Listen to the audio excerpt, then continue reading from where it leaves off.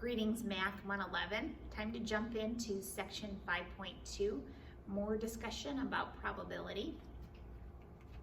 So we're going to talk about compound events, when maybe there's a couple different parameters we have to discuss at one time.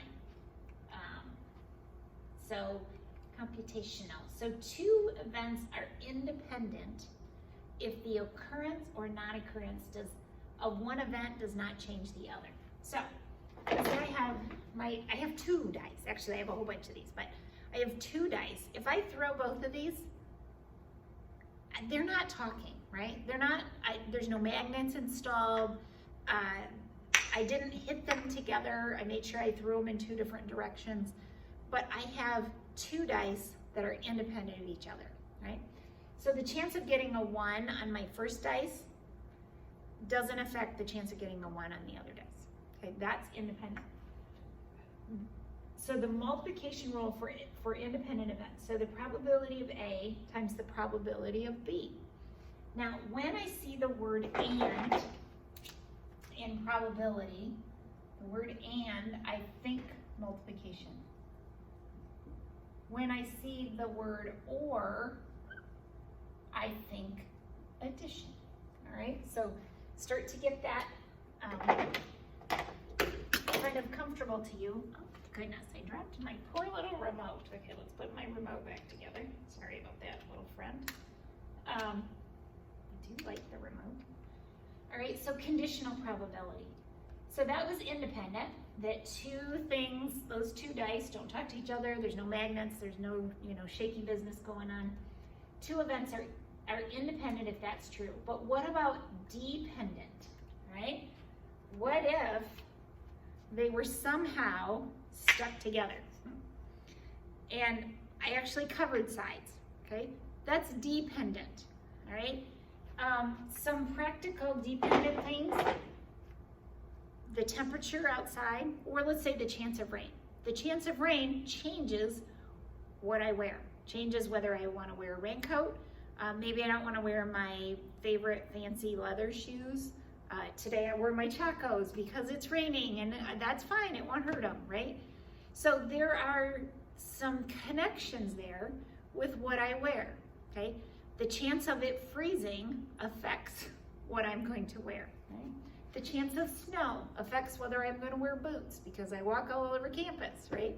So those are dependent events, and it's called conditional probability. We use this notation, probability of A given B, right? So see, that's a straight line. So the probability of A given B, that's how we say that, okay? And what I want you to think,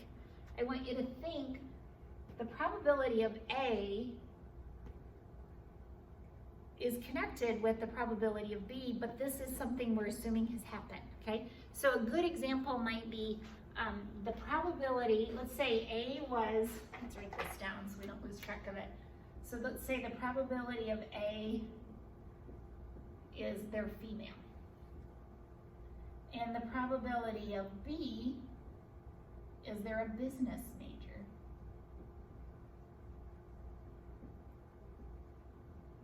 Right? So probability of A given B means look at all the business majors. I'm not going to look at the whole Bethel population. Only look at business majors.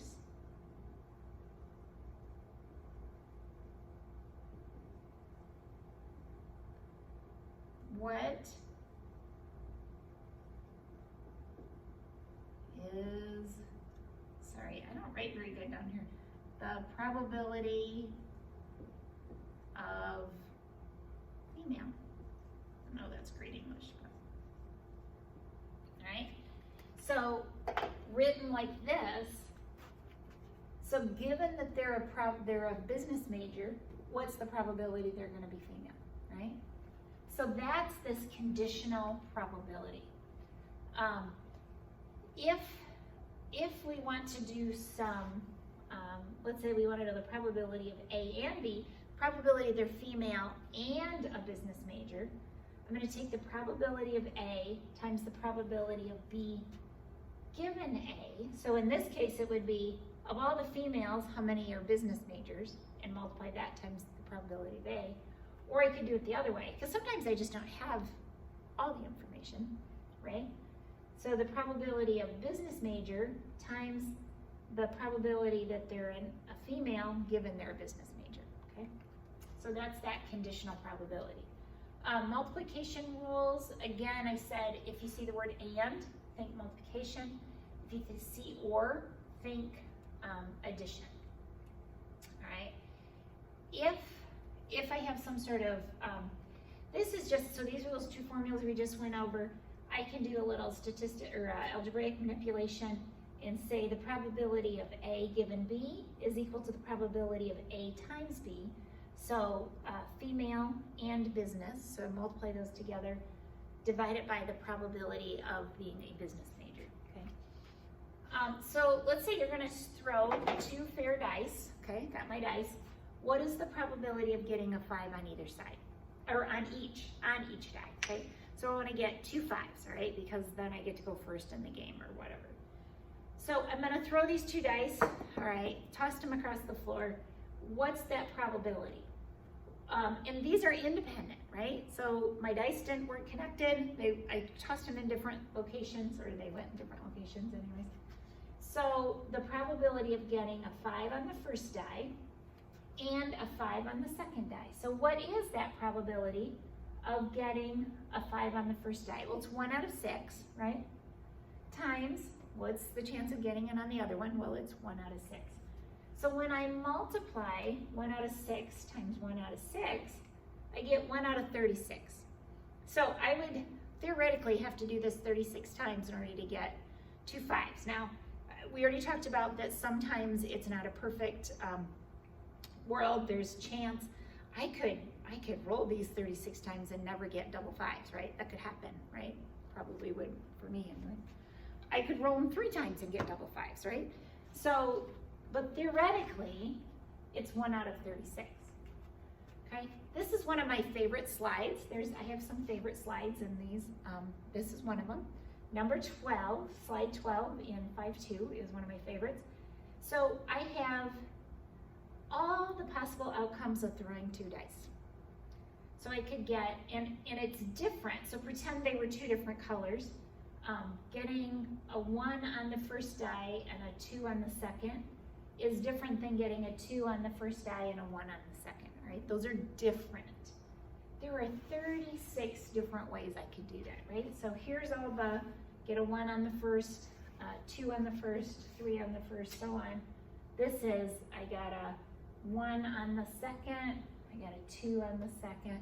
There are 36 different ways I could throw 2 dice. I'm talking about normal, everyday 1 through 6 dice, and come out with 2 different, all the different computations, combinations. All right, so there's 36 different ones. So the chance of getting a 5 on the first and a 5 on the second is 1 out of 36. We did that mathematically, but we could also kind of do it visually, right? We can see there's 36 different ways, and there's only one way to get 2 5s. All right, so addition rules. So when we see the word or, we think addition, right? So the chance of one of my children getting up on time and remembering to eat breakfast. I have one child that's not very good at that. You'd have to add those 2 things together, because it's okay that maybe he doesn't always get breakfast as long as he gets up, right? That's okay, whatever works for him. So the probability of A and the probability of B is where they overlap, okay? So the probability of A, probability of B, where they overlap is where they both happens. So let's say a sports car saleswoman gets an extra bonus if she sells a convertible, right? Because, by the way, those are high profit items. A convertible or one with leather seats, right? And the reality is, lots of cars, if they're convertible, they probably have all the fancy stuff. so they probably have leather seats anyways. But let's say she gets a bonus if it's a convertible or if it has leather seats. And so let's say this is a convertible, side A is a convertible, side B is leather seats. Where they overlap is they have both, but she only gets paid one bonus. She doesn't get paid a bonus for both things. She gets paid by the car. So if the car has both, she still only gets one bonus. So I would add the probability of A plus the probability of B, but I need to subtract off this part in the middle because I've counted it twice. Because the probability of A includes all this, the probability of B includes all this. I just counted this little piece in the middle 2 times. So I have to subtract that out.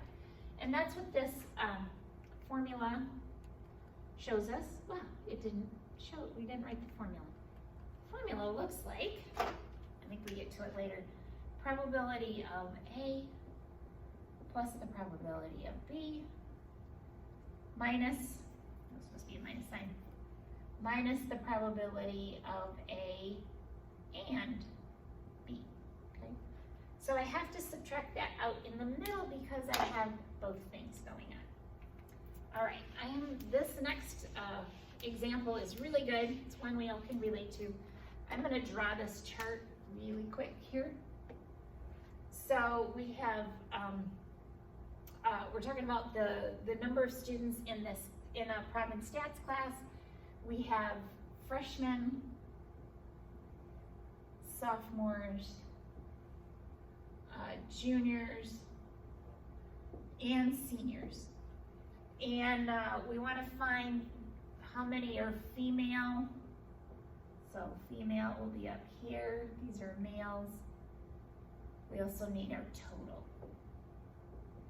They give us our totals. There's 15, 8, 6, and 2. In seniors, there's 1 female, 1 male. Juniors, there's 4 female, 2 males. In sophomores, there's 3 females and 5 males. Freshmen, there are 2, 4, 5, 9 females and 6 males, okay? So I took that pictorial and turned it into a chart with numbers so that we can communicate better. So since there are 15 freshmen out of a total of 31, just a second, let's write that down. I ran out of space over here. So the total students equals 31. Then my probability of it being a freshman, I didn't say anything about male or female, I just said a freshman, is going to be 15 out of 31. If there's 8 sophomores, then it's 8 out of 31. That's a probability that's a sophomore. So the probability of freshman or sophomore, so I take the 15 and the 8 and add those together out of 31. Now, just a reminder, in case fractions are a little bit fuzzy to you, I have to have a common denominator in order to add. When I have that common denominator, I add the numbers in the numerator, and then I just take that denominator, right? So make sure you do common denominators. I expect that you would remember how to do that. So the probability of it being a freshman or a sophomore, we could also do it in a decimal form. Literally on your calculator, you just do 23 divided by 31, so 0.742, so 74.2%. So we can simply add the probability of freshman to the probability of sophomore to find the probability that a student selected at random is either a freshman or a sophomore. You can't be both a sophomore and a freshman at the same time, okay? So we're just assuming that. We're assuming you can't be male and female at the same time, okay? That's just an assumption. So if I selected a student at random, what is the probability that the student is either male or a sophomore? So either male or a sophomore. Well, because you could be male and a sophomore, right? So we have to pay attention to that. So the probability of being a sophomore is 8. The probability of being a male, I didn't add these up, but that 6, 5, 2, and 1 adds to 14, right? And then the probability that you're a sophomore and a male is 5. So I'm gonna have to subtract that out because this 5 got counted in sophomore and it got counted in the male row. So the probability of a sophomore plus the probability of male minus this box where they're both a male and a sophomore. Okay. So we get some numbers, 8 over 31, 14 over 31 minus this 5 over 31. Okay. Again, you just take the numerators as long as your denominators are all the same. So 17 out of 31, which is, if I do the math, 17 divided by 31, that's 0.548. Okay, we say that events A and B are mutually exclusive or disjointed if they can't occur together, right? We said you can't be both a freshman and a sophomore. You can't be both a male or a female. So the probability that somebody is a sophomore or a freshman and a sophomore is going to be 0 because you can't do both, okay?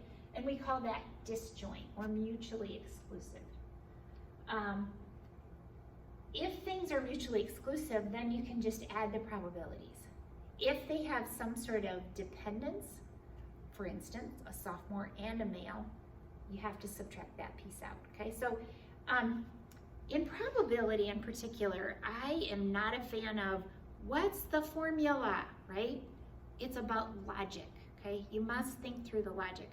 One of the things that is important in being an adult or being a valued employee is being able to walk through something logically. Because guess what? In real life, there aren't formulas that just you apply and everything falls together, okay? So that's why probability is super important in my book, because you gotta learn to think through the logic, all right? So don't get, oh, I don't know what the formula is. Stop and think about it. If I have a dice with 6 sides, what's the chance I'm gonna get a 5 on one side? It's 1 out of 6, right? If the events are not mutually exclusive, we have to subtract off where they come together. All right. So Laura is playing Monopoly. On her next move, she needs to throw a sum bigger than 8 on the 2 dice in order to land on her own property in Pascal. Okay, it kind of sounds like Monopoly, right? What is the probability that Laura will roll a sum bigger than 8? Let me retrieve my dice that I threw across the floor to get them. Okay, so what is the chance when she throws her 2 dice, maybe she has really fun big ones like I do, that she'll get a sum bigger than 8? Well, how do I get 8? So, and by the way, it isn't just 8, it says bigger than 8. So I would get a 9, a 10, 11, or a 12, right? How do I get a 12? Well, I could have a 6 and a 6. How do I get 11? I could get a 5 and a 6, or a 6 and a 5, right? Remember, those are 2 different ways I would get that. How do I get 10?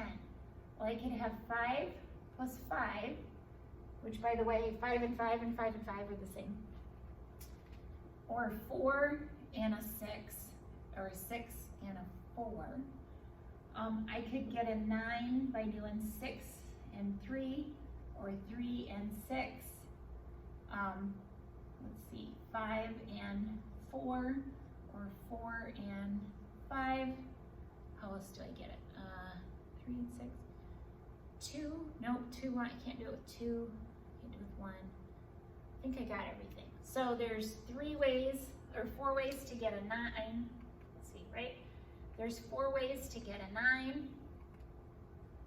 There's 4 ways to get a 9, 3 ways to get a 10, 2 ways to get 11, 1 way to get a 12, okay? So that's my probabilities. So since they're mutually exclusive, I can't get both a 4 and a 5 on the same dice at the same time, right? I can't do that. So because they're mutually exclusive, I can simply add those probabilities together. So 4, 3, 7, 9, 10. So 10 out of 36, and that's 5 out of 18. So I could have also used my chart here and circled all the options that said, and then I would have also found out that it was 10 out of 36, right? So I can do it graphically. Again, just think through it logically. I didn't use a formula. I simply thought through it, and then it says or, right? If it says or, I'm adding. If it says and, I'm multiplying. All right, have a good afternoon.